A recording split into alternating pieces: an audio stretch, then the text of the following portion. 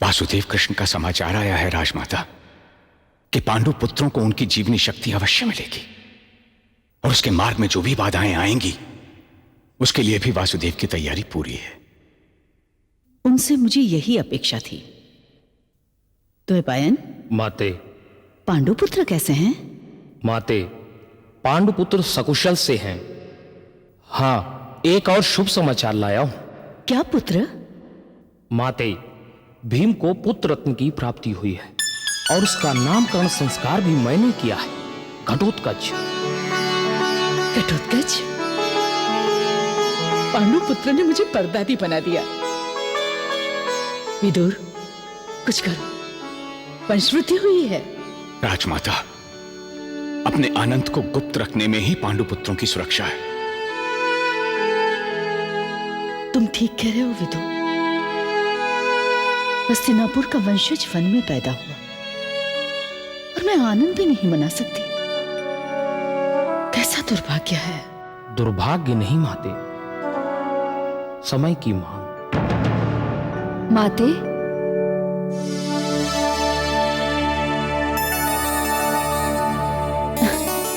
प्रणाम माते। महर्षि व्यास आए हैं क्या? प्रणाम महर्षि। आयुष्मती भव। मुझे लग रहा है विदुर भी यहाँ है। कोई मंत्रणा चल रही थी क्या? नहीं गांधारी, विदुर के पास कुछ दार्शनिक समस्याएं हैं, उसी का हल महर्षि व्यास से पूछ रहे थे। फिर तो मैं भी सुनना चाहूंगी कि वो समस्याएं क्या हैं जिनका समाधान विदुर महर्षि से पूछ रहे थे। विदुर जानना चाहते थे कि क्या मृत्यु के बाद भी जीवन संभव है। तो आपने क्या उत्तर दिया महर्षि? जीवन तो मृत्यु के पहले भी होता है और मृत्यु के बाद भी। हाँ, रूप अवश्य बदल जाता है। तो आप क्या समझते हैं कि कुंती पुत्रों का पुनर्जन्म हो चुका होगा? पुनर्जन्म तो प्रतिक्षण है गांधारी। हम प्रतिक्षण जन्म लेते हैं और प्रतिक्षण मरते हैं। हमारे शरीर के पुराने कोषाणु प्रतिक्षण मर रहे हैं और प्रतिक्षण जन्म ले रहे हैं। पूरे जीवन में हमारी काया कम से कम 7 बार अपना रूप बदल चुकी होती है। आपने मेरे प्रश्न का उत्तर नहीं दिया महर्षि। गांधारी, ये जीवन का रहस्य है, इसका कोई अंत नहीं।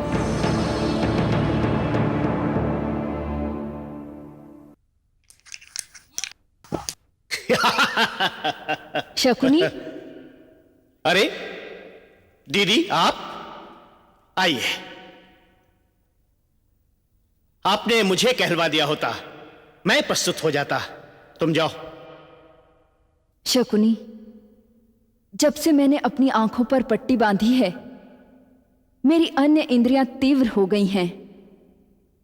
हस्तिनापुर के राजमहल से मुझे विचित्र विचित्र कानाफूसियां सुनाई पड़ती हैं। मेरे पहुंचते ही माता सत्यवती, विदुर और मुनि वेद व्यास चुप हो जाते हैं। मेरे पूछने पर बात बदल देते हैं। विदुर के महल में देर रात तक मंत्रणाएं चलती हैं। अनुचर आते जाते हैं। कहीं कुछ पक रहा है शकुनी, जिसकी हमें कानों कान सूचना नहीं। और यदि हमें ये सूचना नहीं तो ये अवश्य ही हमारे हितों के विरुद्ध है। आप चिंता न करें दीदी। मेरे गुप्तचर हस्तिनापुर में चारों ओर फैले हुए हैं। वे केवल राजमाता सत्यवती और विदुर के महलों में ही नहीं, अपितु महाराज धृतराष्ट्र और दुर्योधन के महलों में भी विद्यमान है। महाराज धृतराष्ट्र और पुत्र दुर्योधन के महलों में गुप्तचर रखने का क्या कारण है शकुनी? वे तो मेरे पति और पुत्र हैं। ना ना दीदी ना, राजनीति में कोई भी संदेह से परे नहीं है। किसी पर भी विश्वास नहीं किया जा सकता। हस्तिनापुर में केवल तुम ही हो जिससे मुझे कोई भय नहीं है। और यहाँ केवल ये तुम्हारा भ्राता ही है जिससे तुम्हें कोई भय नहीं होना चाहिए। किंतु मेरे पति और पुत्रों पर कोई आंच नहीं आनी चाहिए शकुनी। तुम निश्चिंत रहो दीदी, निश्चिंत रहो। तुम इसी प्रकार मेरा साथ देती रहो ताकि मैं अपने पिता को दिए हुए वचन को पूरा कर सकूं। वचन? कैसा वचन? हस्तिनापुर के कल्याण का दीदी, इसके संपूर्ण कल्याण का।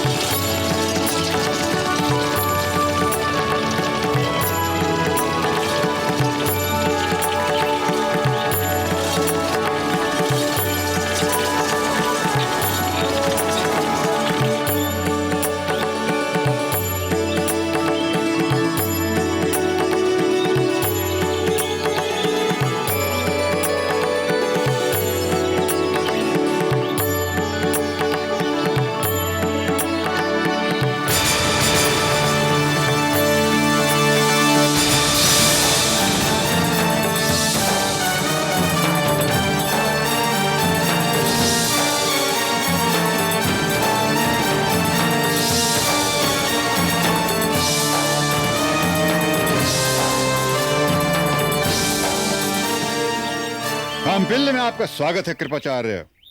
पितामह भीष्म ने स्वयंवर के निमंत्रण के लिए धन्यवाद भेजा है और स्वयंवर की सफलता के लिए आशीर्वाद। वे स्वयं उपस्थित न हो सके उसके लिए खेद व्यक्त किया है और हस्तिनापुर के राजकुमार का दायित्व मुझे सौंपा है। पितामह की अनुकंपा अपार है। आशीर्वाद दीजिए कि मेरी पुत्री का स्वयंवर निर्विघ्न और सकुशल संपन्न हो। मेरा आशीर्वाद पांचाल नरेश। पुत्र दुर्योधन, पांचाल नरेश को प्रणाम करो। हस्तिनापुर के युवराज दुर्योधन का पांचाल नरेश को प्रणाम। आयुष्मान भव। यह मेरा पुत्र धृष्टद्युम्न। धृष्टद्युम्न, युवराज का स्वागत करो।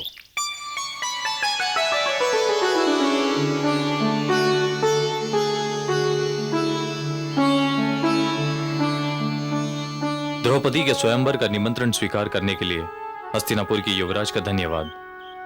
कांपिल्य में आपका स्वागत करते हुए हमें अति प्रसन्नता हो रही है। कांपिल्य से हमें द्रौपदी के साथ विदा करते हुए आपको और भी प्रसन्नता होगी युवराज धृष्टद्युम्न। आर्यवर्त के प्रत्येक राजपुरुष का यही स्वप्न है युवराज दुर्योधन। आर्य धृष्टद्युम्न, हस्तिनापुर के ये युवराज आपका स्वप्न साकार करने ही यहाँ आए हैं। किसका स्वप्न साकार होता है इसका निर्णय तो समय ही करेगा। समय नहीं आर्य धृष्टद्युम्न, सामर्थ्य। सामर्थ्य नहीं, द्रौपदी। द्रौपदी, अंगराज। सत्य है। आप इनका परिचय नहीं कराएंगे कृपाचार्य? क्षमा करें पांचाल नरेश। ये आचार्य द्रोण के पुत्र अश्वत्थामा। प्रणाम महाराज। गांधार नरेश शकुनी। प्रणाम। और ये युवराज के घनिष्ठ मित्र अंगराज कर्ण। प्रणाम महाराज। और ये हैं दुशासन। प्रणाम महाराज। आचार्य द्रोण कहां रह गए? आचार्य द्रोण।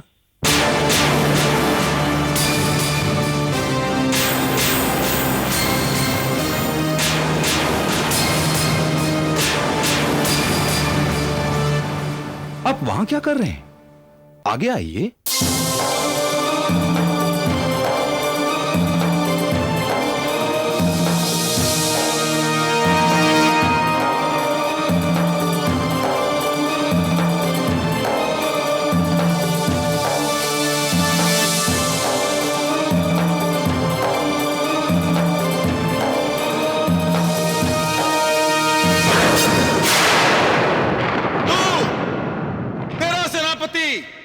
और तेरे मंत्री चारों ओर से घिर चुके हो।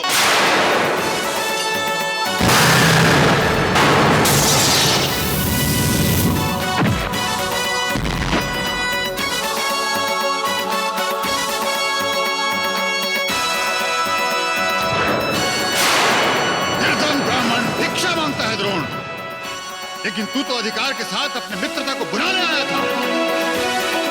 मित्रता संबंध होती है द्रोण, व्यापार नहीं।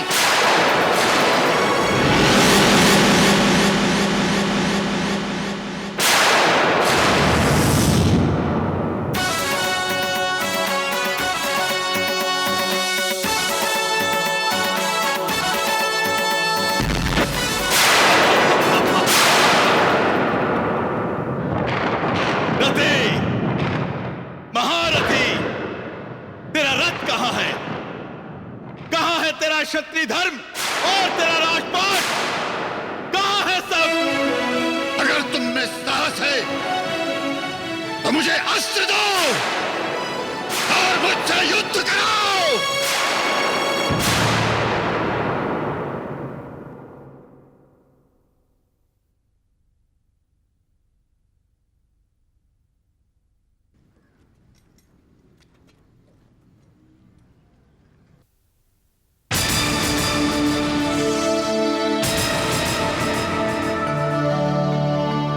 पांचाल नरेश, मेरे जीजाश्री और आपके बचपन के मित्र आचार्य द्रोण से आपका परिचय करवाने की आवश्यकता नहीं। जीजाश्री, अंधेरा कितना भी घना, कितना भी पुराना हो, एक नन्हे से दिए से समाप्त हो जाता है। आपके और पांचाल नरेश के बीच में यदि इस समय वो दिया जल जाए तो इस शुभ अवसर की मर्यादा में सैकड़ों सूर्यों का प्रकाश जुड़ जाएगा।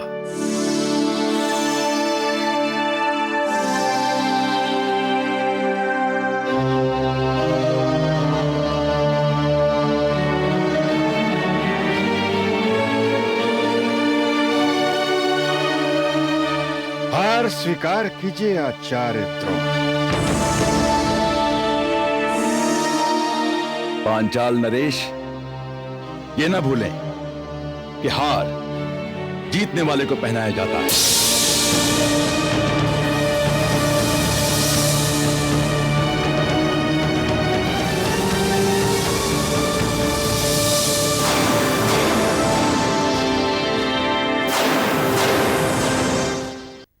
राजकुमारी, राजकुमारी, हस्तिनापुर का दल आ पहुंचा।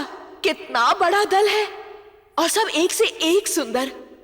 मैं तो सबका स्वागत करते करते मगन हो गई। आर्य दुर्योधन तो फिर भी युवराज है, परंतु अंगराज कर्ण, वो तो गंधर्वों की तरह सुंदर और बलशाली है। तो भैया के हाथ से हार लेकर उनके गले में क्यों नहीं डाला? चली जाती उनके अनुगामिनी बनकर। मैं आपका अधिकार कैसे छीन सकती थी राजकुमारी? प्रियंवदा, और कौन कौन से राजा आ चुके हैं? महाराज शल्य, महाराज शिशुपाल और बहुत सारे राजा आए हैं। और अभी भी सूचना आई है कि महाराज जरासंध भी शीघ्र पधारने वाले हैं। मुझे उनके स्वागत के लिए भी जाना है। और द्वारका का दल, उनकी कोई सूचना आई? अभी तक तो नहीं राजकुमारी, परंतु संभव है कि वासुदेव कृष्ण को द्वारका की समस्याओं से निकलने का समय ही नहीं मिल पाया हो। क्यों सता रही है राजकुमारी को? भला ऐसा कभी हो सकता है कि वासुदेव ना आए? उसे सताने दो नूतनविनी। द्रौपदी का जन्म ही सब कुछ सहन करने के लिए हुआ है। मेरा यह अभिप्राय नहीं था। आपको कष्ट देने से पहले मैं अपने प्राण दे दूंगी राजकुमारी। अच्छा, अब जाओ। पिताश्री और भैया तुम्हारी प्रतीक्षा कर रहे होंगे। जी।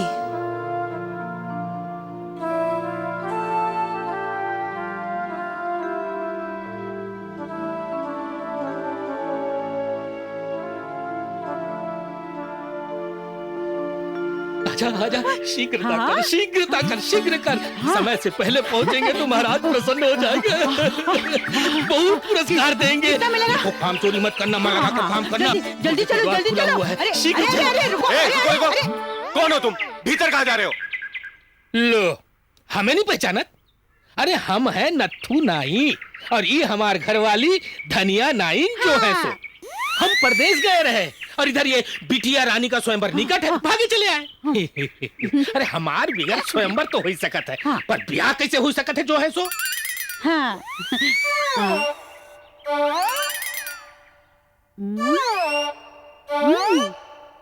क्या देखत हो? तुम नए आए हो का? अरे इस राजा जी के महल में कौन नाही जो नत्थू और धनिया को ना ही पहचानत। हाँ, तुम जो भी हो, जब तक मुझे पूरा संतोष नहीं हो जाता मैं तुम्हें अंदर नहीं जाने दूंगा।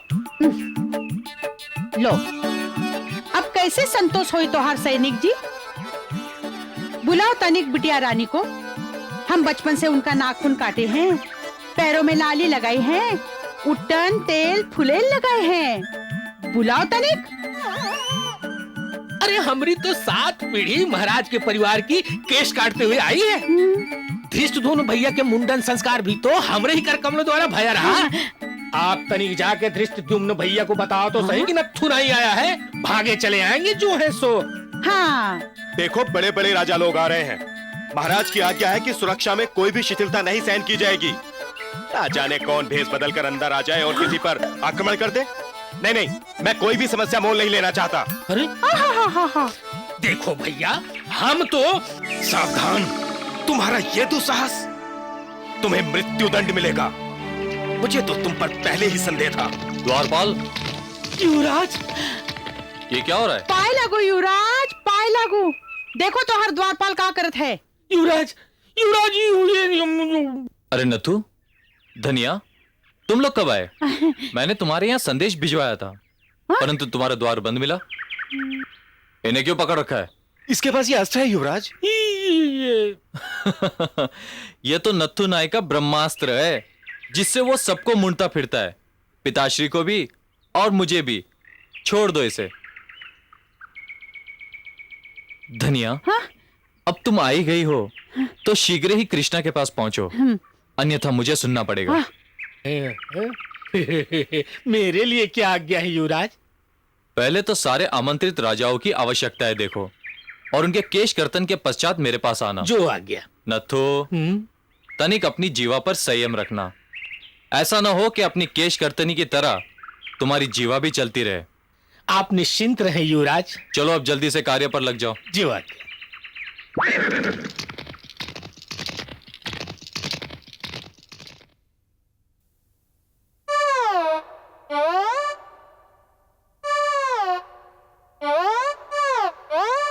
अरे ठहर ठहर ठहर, कहाँ चली जा रही है? कौन? अरे धनिया, तू? हाँ, तो आ गई महारानी। क्यों री? सारे आर्यावर्त में राजकुमारी के स्वयंवर की सूचना फैल गई है। हाँ। एक तुझे ही मिली। आप का बताए नितंबिनी, ये नत्थू है ना, हाँ, उसने सारी पांचाल कन्याओं को ठिकाने लगाने का ठेका ले रखा है। अच्छा, अब की बार वो काना हलवाई है ना, काना उसकी हलवाई? बिटिया के लिए वर ढूंढने निकला था। तो हमसे कहत रहा कि चल हमरे साथ। हाँ, काम से काम भी हो जाएगा और देश परदेश की सैर भी हो जाएगी। ये क्यों नहीं कहती कि इसी बहाने तुझे नत्थू के साथ दूसरी सुहागरात मनाने का अवसर मिल रहा था। चल, अब इस उम्र में कहाँ सुहागरात। अरे क्या कहती है रे धन्नो, तू तो इस उम्र में भी ओए ओए ओए ओए। बिटिया रानी कहाँ है? भीतर है। हाँ। हल्दी लगाने की तैयारी चल रही है। हमरे बिना कौन है अंदर? उसके बाल नोचकर उसे बाहर निकाल देती हूँ। अरे नहीं री धन्नो, हम तो कभी से सोच रहे थे कि नौनिया का काम कौन करेगा। हाँ। और देख, तुझे भगवान ने भेज दिया। अच्छा चल अंदर चल, पहले थोड़ा जलपान कर ले, अच्छे काम आरंभ करना। हाँ चल। हाँ, पहले काम, हाँ, बाद में जल, चल। और फिर पान। पान? पान नहीं समझी? आ गई, समझा देती हूँ। तू समझ गई? समझ गई। हाँ, समझ अरे गई। चल ना, बस हाँ, तू ही। मैं क्यों अंदर हूँ? मेरा क्या काम है? अरे क्या कह रही है? चल ना, जल्दी चल।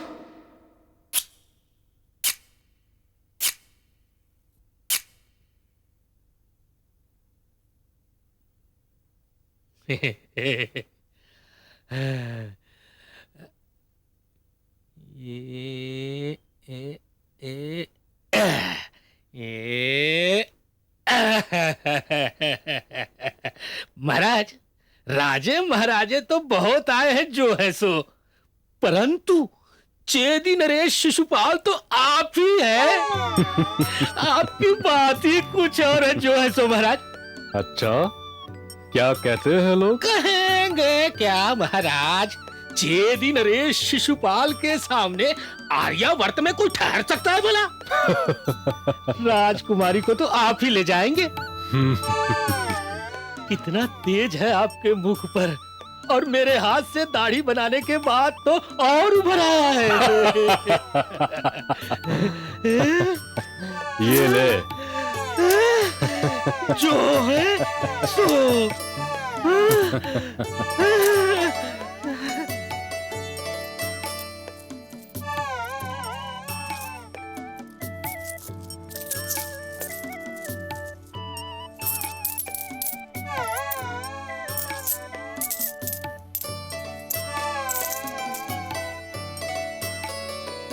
ये ले तेरा पुरस्कार। जिससे मिल उससे मेरी प्रशंसा कर। राजकुमारी तक मेरी प्रशंसा पहुंचेगी तो वो मुझे अवश्य चुनेगी। आपकी प्रशंसा नहीं करूंगा तो और किसकी करूंगा? इतना उत्तम पुरस्कार मिला है, जो है सो।